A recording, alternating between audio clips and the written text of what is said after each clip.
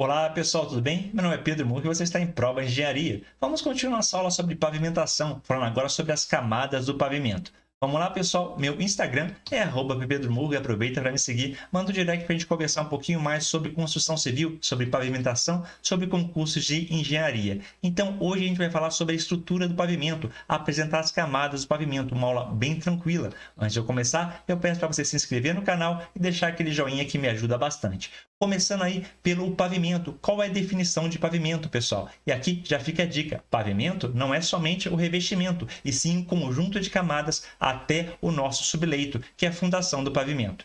Pavimento de uma rodovia é a superestrutura constituída por um sistema de camadas de espessuras finitas, assente sobre um semi-espaço considerado teoricamente como infinito. A infraestrutura ou terreno da fundação, a qual é designada de subleito. Então temos aí o pavimento, tudo bem? É constituído das camadas do pavimento, ou seja, CBUQ, né, o revestimento, base, subbase, reforço do subleito e depois temos o nosso subleito. Olha só, o subleito, limitado assim superiormente pelo pavimento, deve ser estudado e considerado até a profundidade onde atuam de forma significativa as cargas impostas pelo tráfego.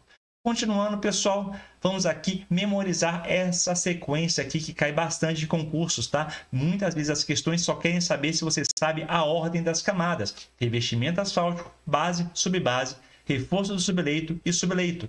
Começando pelo pavimento aqui, definição do pavimento. É a estrutura constituída após a terraplanagem e destinada econômica e simultaneamente a resistir e distribuir ao subleito os esforços verticais oriundos do tráfego, melhorar as condições de rolamento e resistir aos esforços horizontais, ao desgaste, sendo contido o que? Todas essas camadas aqui até o subleito é o nosso pavimento.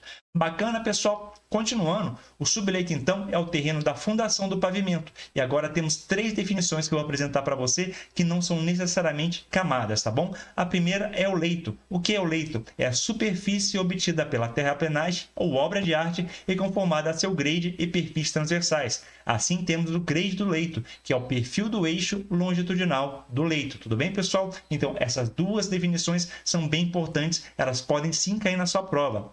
E, por fim, temos a nossa camada de regularização, que não é bem uma camada. Opa, como assim, Pedro? Explica melhor. Camada de regularização, ou só o processo de regularização, é a camada posta sobre o leito, destinada a conformá-lo transversal e longitudinalmente, de acordo com as especificações. A regularização não constitui, propriamente, uma camada de pavimento, sendo, a rigor, uma operação que pode ser reduzida em corte do leito, implantado ou em sobreposição a este, de camada de espessura variável.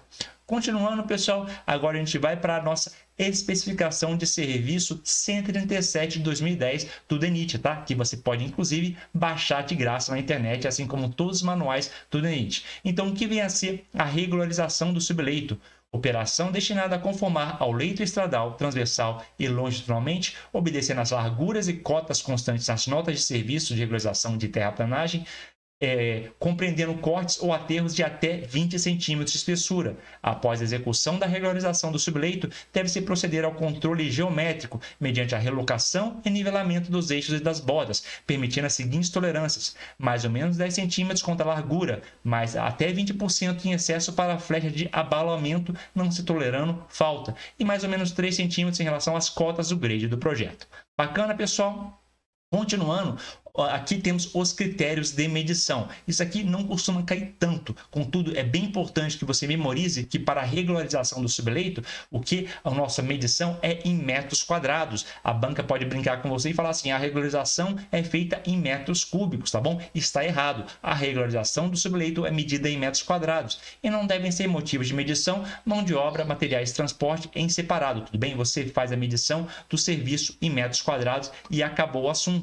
Você também não deve considerar quantitativos superiores ao do projeto, né? E nenhuma medição deve ser processada sem o devido controle de qualidade. Bacana, pessoal? Continuando, a gente vai fazer uma questão do SEBRASP, do TCU de 2011.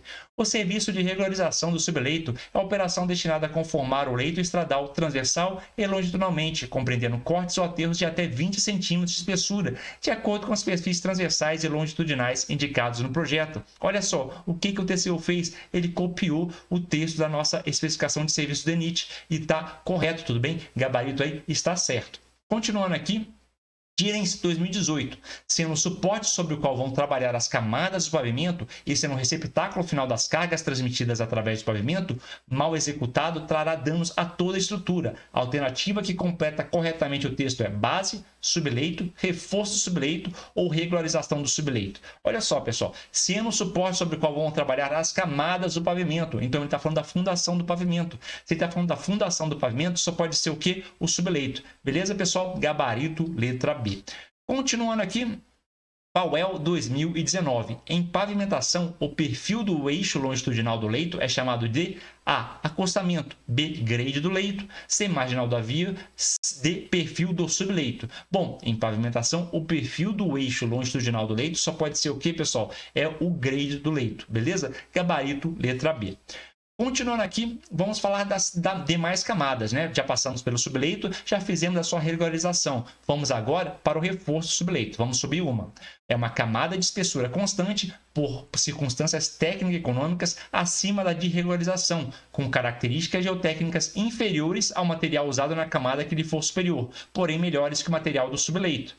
E aqui a nossa subbase, é a camada complementar à base, quando por circunstâncias técnico-econômicas não for aconselhável construir a base diretamente sobre a regularização. E por fim, a base, pessoal, é a camada destinada a resistir e distribuir os esforços oriundos do tráfego, sobre o qual se constrói o revestimento. Lembrando que para o revestimento de concreto asfáltico, relacionado aí a pavimento rígido, não temos a base, tudo bem? Temos somente o nosso concreto, tudo bem? Uma placa de concreto e depois a nossa subbase. Vamos falar mais sobre isso em pavimentação de concreto. Continuando aqui, e o revestimento. Finalmente a gente chegou no nosso revestimento novamente. É a camada tanto quanto possível impermeável que recebe diretamente a ação do rolamento dos veículos, é destinada a melhorá-la quanto à comodidade e segurança e a resistir ao desgaste. Ok? Continuando aqui, Sebrasp, questão de perito da Polícia Federal, tá bom? Esse concurso aí está para sair novamente. O revestimento tradicional é a camada mais impermeável possível que recebe diretamente a ação do rolamento de veículos. Questãozinha aí bem tranquila, né, pessoal? Gabarito aí está corretíssimo. C aí para o CESP. Continuando, chegou ao final a nossa aula aí introdutória sobre pavimentação. Espero que vocês tenham gostado. Se gostou, já sabe, se inscreve no canal e deixa aquele joinha que me ajuda bastante. E até a próxima.